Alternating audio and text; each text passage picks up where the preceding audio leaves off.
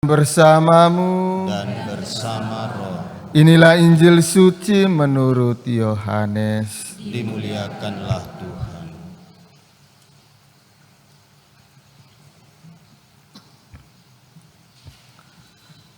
Setelah makam Yesus kedapatan kosong, maka Maria Magdalena berdiri dekat kubur dan menangis. Sambil menangis ia menjenguk ke dalam kubur itu, dan tampaklah olehnya dua orang malaikat berpakaian putih, yang seorang duduk di sebelah kepala dan yang lain di sebelah kaki di tempat mayat Yesus terbaring. Kata malaikat-malaikat itu kepadanya, "Ibu, mengapa engkau menangis?" Jawab Maria kepada mereka, "Tuhanku telah diambil orang, dan aku tidak tahu di mana ia diletakkan." Sesudah berkata demikian, ia menoleh ke belakang dan melihat Yesus berdiri di situ. Tetapi ia tidak tahu bahwa itu adalah Yesus. Kata Yesus kepadanya, "Ibu, mengapa engkau menangis? Siapakah yang engkau cari?"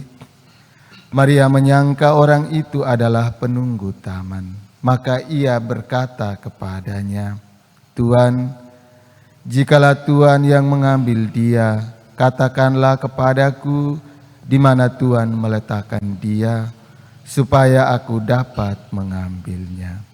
Kata Yesus kepadanya, "Maria." Maria berpaling dan berkata kepadanya dalam bahasa Ibrani, "Rabuni," artinya guru. Kata Yesus kepadanya, "Janganlah engkau memegang aku, sebab aku belum pergi kepada Bapa. Tetapi pergilah kepada saudara-saudaraku dan katakanlah kepada mereka bahwa sekarang aku akan pergi kepada Bapakku dan Bapamu, kepada Allahku dan Allahmu."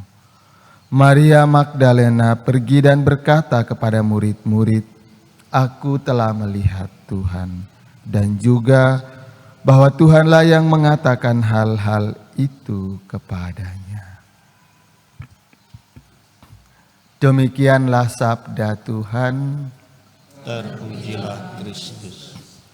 Para suster, oma dan opa, ibu bapa, anak-anak, saudara-saudari umat beriman yang dikasihi Tuhan, Injil hari ini menampilkan kepada kita Maria Magdalena menangis setelah melihat makam Yesus kosong, karena tujuan kepergiannya ke makam hanya untuk melihat jenazah Yesus, karena punya kerinduan yang mendalam akan sosok Yesus. Dan hal itu membuat Maria menangis. Tetapi kerinduan Maria dipenuhi dengan Yesus, dipenuhi oleh Yesus dengan luar biasa. Maria tidak hanya sekedar menjumpai jenazah Yesus, tetapi Maria menjumpai Yesus yang hidup. Dan iman kitalah yang memampukan kita untuk percaya bahwa Yesus telah bangkit dari antara orang mati. Dan iman itulah yang membuat kita bertahan setia, tekun merayakan Ekaristi Kudus setiap hari. Dan iman itulah yang memampukan kita untuk senantiasa mewartakan bahwa Yesus sungguh-sungguh bangkit dari antara orang mati.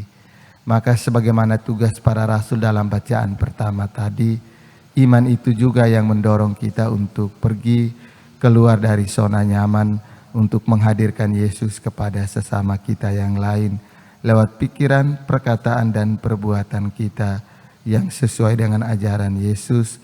Maka banyak orang akan tergugah dan terpanggil untuk menjadi pengikut Kristus karena cara hidup kita yang baik. Oleh karena itu, lewat kebangkitan Yesus kita membenahi pikiran, perkataan, dan perbuatan kita agar semakin selaras dengan firman Tuhan. Semoga.